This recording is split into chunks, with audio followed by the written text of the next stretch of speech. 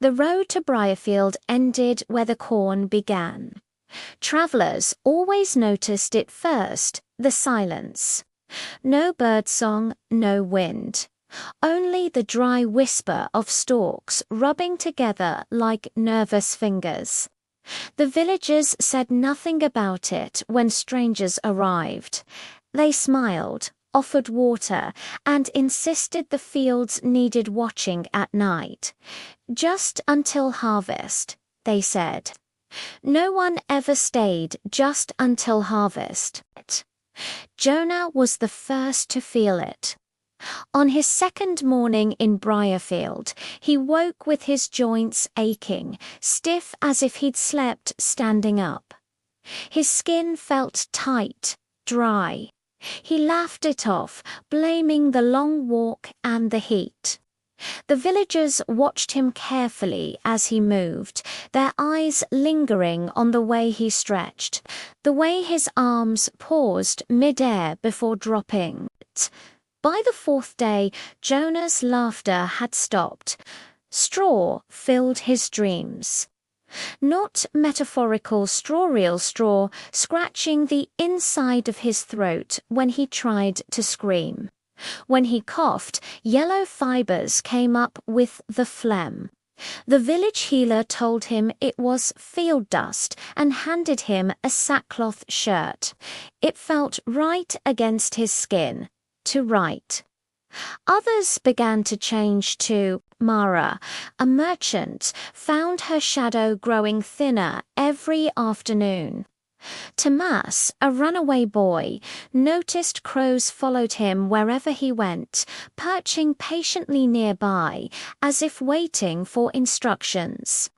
Their reflections in the well water looked wrong, faces slightly sagging, eyes dull and glassy, smiles frozen, half-formed. The villagers still said nothing. At night, Jonah couldn't sleep. His feet itched unbearably. When he tore off his boots, he saw the skin cracking, splitting into rough wooden grain. Roots scroots slowly from his heels, sinking into the earth beneath the floorboards. Panic made him try to run, but his legs wouldn't bend the way they used to. By morning, he could only turn his head. The villagers came with practiced calm. They dressed him in old clothes stuffed with straw, adjusting his arms just so. One of them tied a faded hat onto his head, apologizing softly as if for a minor inconvenience. "You'll protect the fields," she said. "You'll do good work." Jonah tried to beg, but his mouth wouldn't move. A stitched smile had replaced it. Across the fields, dozens of scarecrows stood in neat rows. Some wore modern jackets, some had shoes still tied.